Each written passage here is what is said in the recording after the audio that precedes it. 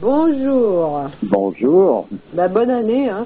Merci, pareillement. À tous les auditeurs, à la terre entière. Oui, c'est sûr. En espérant que l'année soit meilleure que celle qui est passée, en tout cas, personnellement. Oui, ça sera difficile, je pense. Ouais, tu crois que ça va aller de mal en pis? Écoute, il y a un passage, il faut que ça touche le fond avant de remonter, quand même. Il faut faire la descente aux enfers, tu crois? C'est quelque chose comme ça, oui. Bon, alors dis-moi, t'as vu des liens là qu'on nous a donnés? On n'a pas le temps de tout regarder en ce moment, c'est surtout que on nous en envoie pas mal, mais il y a quelques liens que t'as retenus et t'as des choses à dire, voilà. Oui, je sais pas, moi-même, donc je suis pas installé avec un ordinateur, avec tout ce qu'il faut pour pouvoir aller sur tous ces liens, qui m'ont l'air tous fort intéressants. Mais j'ai eu l'occasion d'entendre, comment il s'appelle, Sorel, je crois, le nom du personnage, qui fait des commentaires sur la politique actuelle, la mondialisation, les différents, les différentes batailles qu'il y a, qui sont concernant les religions, etc., etc. Alors là, j'ai pu écouter un peu ça. Comme il y a un auditeur qui pose la question pour savoir ce que je peux penser de tout ça, disons que il est fort intéressant ce personnage, dans le sens qu'il image très bien ses discours quand il parle de politique, quand il parle des représentants des religions qui sont plus du tout à leur affaire, la manière dont il faudrait approcher tout ça d'une certaine manière, il est fort intéressant. Bon, il est un peu vindicatif quand même, hein. Par contre, où je laisserai, disons, une réserve importante, c'est quand il s'envole vers un idéal qui consisterait à refaire une société selon notre point de vue, qui à mon avis reste le même point de vue qui a amené cette société dans l'état dans lequel elle se trouve. Ouais, d'accord. C'est-à-dire qu'à un moment donné, il veut conserver en quelque sorte la technologie, l'industrie, tout le diable et son train, on peut dire, qui est représentatif de cette belle civilisation, pour en faire quelque chose de qualitatif. Par exemple, comme il parle, il va faire des voitures personnalisées, chacun fait sa voiture avec son goût, etc. Donc en fait, on reste dans une histoire qui est la même, mais on veut la qualifier d'une certaine manière. Oui, je comprends. Et ça sous-entend donc inévitablement que ça part dans la même direction que tout ce qui est en place sur le plan de la mondialisation, c'est-à-dire une réduction de la population, parce qu'on ne peut pas faire de la qualité en quantité qui dépasse toutes les mesures, ce qui veut dire que que chacun puisse avoir sa petite voiture personnalisée, la couleur qui lui convient, la forme qui lui convient, où il va lui-même participer à la construction de cette voiture. On part dans un décor où, pour réaliser ça, ça veut dire qu'il faut être donc tranquille sur toute la ligne, avec tous les aléas de l'existence. Donc, comment est-ce qu'on a fait pour en arriver là? C'est pas possible, tout simplement. Ça rentre plutôt à pousser les gens, disons, dans un accord concernant ces stratégies de réduction de population. Disons que ça prend une autre forme, c'est tout. Voilà, ça prend une autre forme. Alors qu'en fait, donc, ça veut dire que c'est de nouveau un mauvais film, comme tous les films à succès d'ailleurs. Hein, à mon point de vue, les films à succès sont toujours des mauvais films, dans le sens que il n'y a pas à un moment donné où les acteurs prennent une leçon des événements dans lesquels ils ont passé, qui les amène à rechercher, à renouer avec leur principe fondamental, c'est-à-dire leur raison d'être. Le seul film que j'ai pu voir qui ressemblait à quelque chose dans ce sens-là a été un film qui est considéré comme un navet sur le plan, disons, du succès qu'il a pu avoir. C'est La Porte de l'Enfer, j'en ai déjà parlé, qui est sorti dans les années 54, sauf erreur, qui peut être retrouvé sur Internet. Je recommande à qui le peut de le voir. Parce que là, on peut voir des personnages qui vivent des situations qui sont tout aussi banales que toutes les situations que l'on voit dans les films en général, mais qui les vivent d'une manière, dans le sens que la leçon qu'ils en retirent, c'est une leçon qui les ramène à leur position initiale, c'est-à-dire initiale en tant que leur raison d'être de leur existence même. Voilà.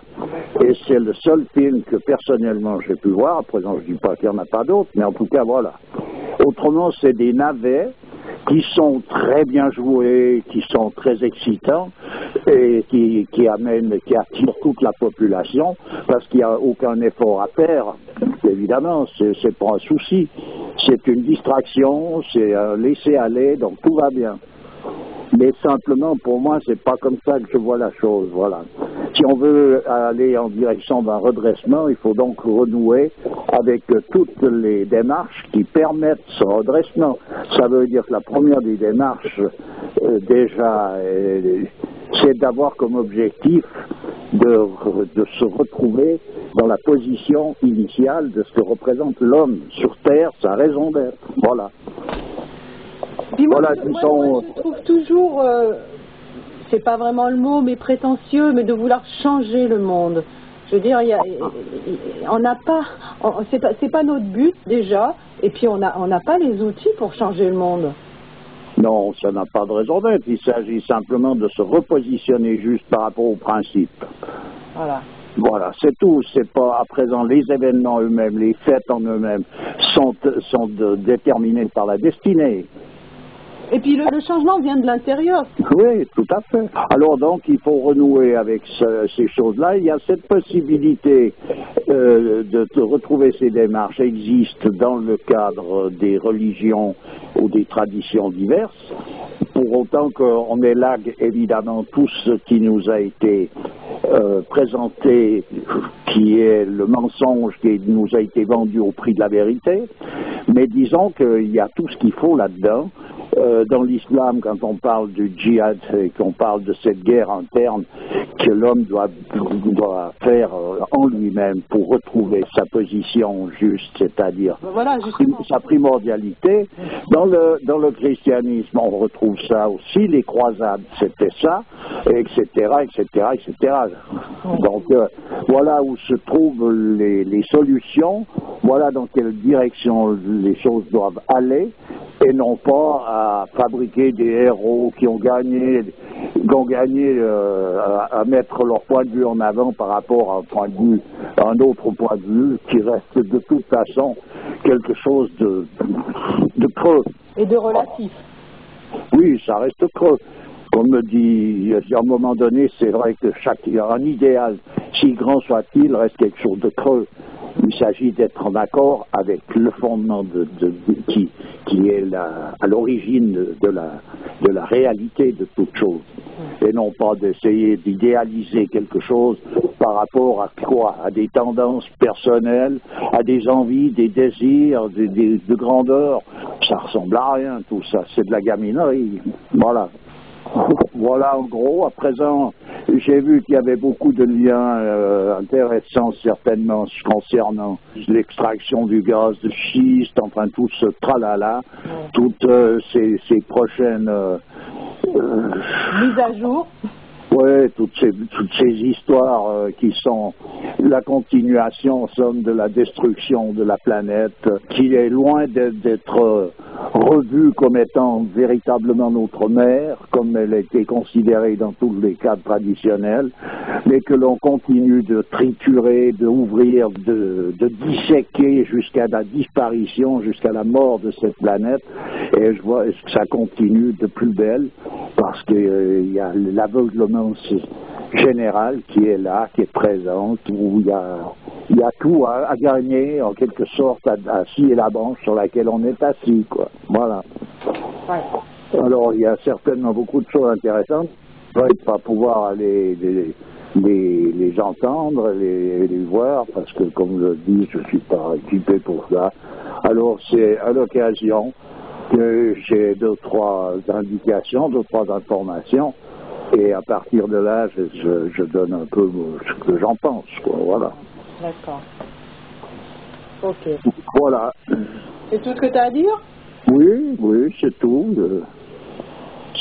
C'est tout ce que j'avais à dire, là.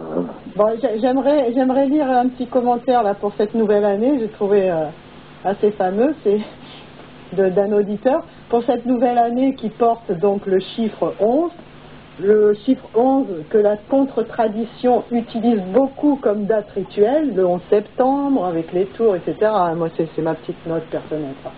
Je nous souhaite, eux y compris, que toutes leurs velléités ne fassent pas long feu. Ce sera déjà ça de prix. Tous mes meilleurs voeux. Voilà, oui, bon, bien sûr. Voilà. C'est sympathique. Bon, ok, bah écoute, là, prochainement, on va prendre un peu plus de temps pour regarder tous les commentaires et puis y répondre un peu, y répondre, quoi, voilà. Oui, mais tout à fait. Moi, je dis simplement que, voilà, je suis pas toujours dans la disposition voulue pour pouvoir écouter ces commentaires.